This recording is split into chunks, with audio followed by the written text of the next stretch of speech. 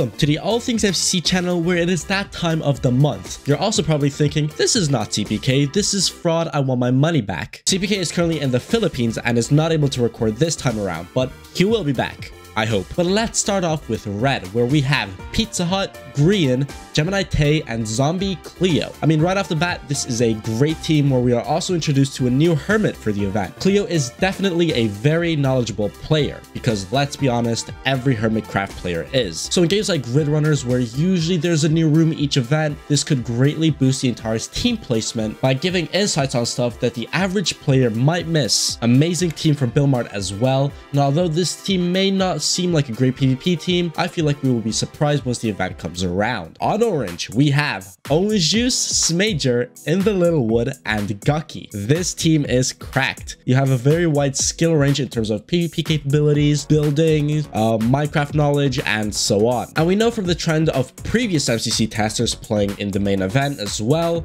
I'm looking at you, Shane. So I wouldn't be surprised if Owen manages to pull off a top 15 or potentially a top 10 individual. Gucky has amazing vibes as well, so there's absolutely no doubt that this is going to be a great POV to watch if you're a sweaty nerd like me, or if you watch it for the giggles. In the Yellow Yaks, we have Jojo Solos, Shubble, False Symmetry, and AimZ. This is the first full team so far where everyone has played in the event at least once. And of course, the more experience you have with the event, the more likely you are to perform better in comparison to a newcomer. Although you might get the odd wildcard though.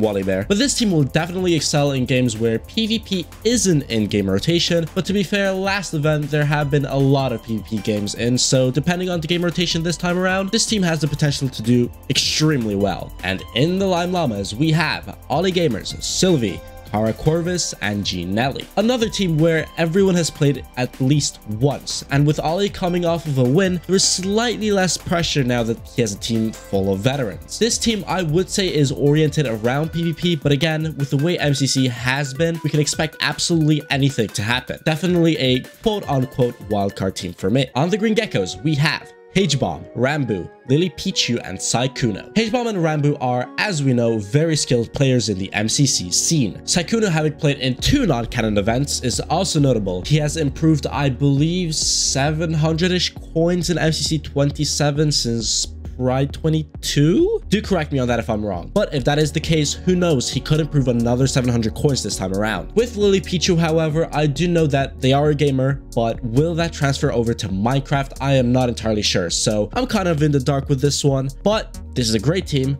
nonetheless. The Cyan Coyotes are seeing 2 newcomers. We have Illumina, V Gumiho, Choco Bars, and Ryan Higa. Now, this team I am very excited for. Illumina is, well, Illumina. I don't think I need to say anymore. Gumi is very good in team-based games like Sands of Time and Grid Runners, but also has her amazing moments in Battlebox as well. Choco Bars, who I believe is a modded SMP player, will do well in games like Billmart and Grid Runners as well. Now, Ryan Higa is another odd one for me. He is also a player who plays modded Minecraft heavily, so things like Pixelmon, again, not super familiar with his skill set. I do think he will be the shock factor for this event, and I'm super excited to see how he does. On Aqua, we have Tapple, Filza, Velvet, and Eric. Everyone here has played countless times in MCC, so this is definitely a team to look out for. Definitely a more PvP-based team, but I don't see them doing bad in any particular game. I feel like this team will be heavily dependent on whether the games fall in the correct order, as well as the game rotation in play. I mean, I don't have much else to say, so you know what? Let's move on to the Blue Bats. This team consists of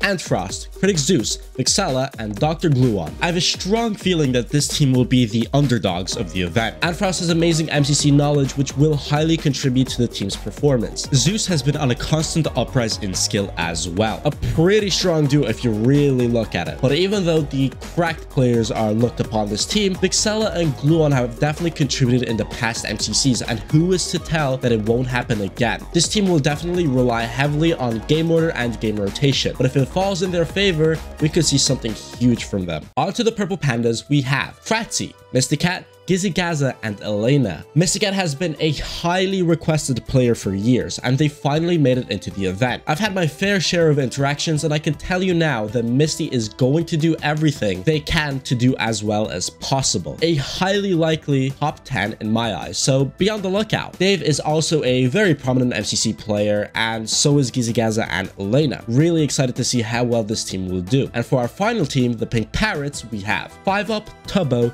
Piso, and Bekyamon. Overall, a very good team, with Piso as a newcomer. I'm not super familiar with them as a Minecraft player, but they are a very cool content creator. With 5UP, who I assume is going to take the leadership, I reckon that this team will excel in team-based games. I mean, nonetheless, this is going to be a very funny POV to watch, and I'm super excited to see how this team will play it out once the event comes around. Alright, so I've loaded up everything into Ultra Sheeplord's Team Builder, so let's take a look at how this ends up.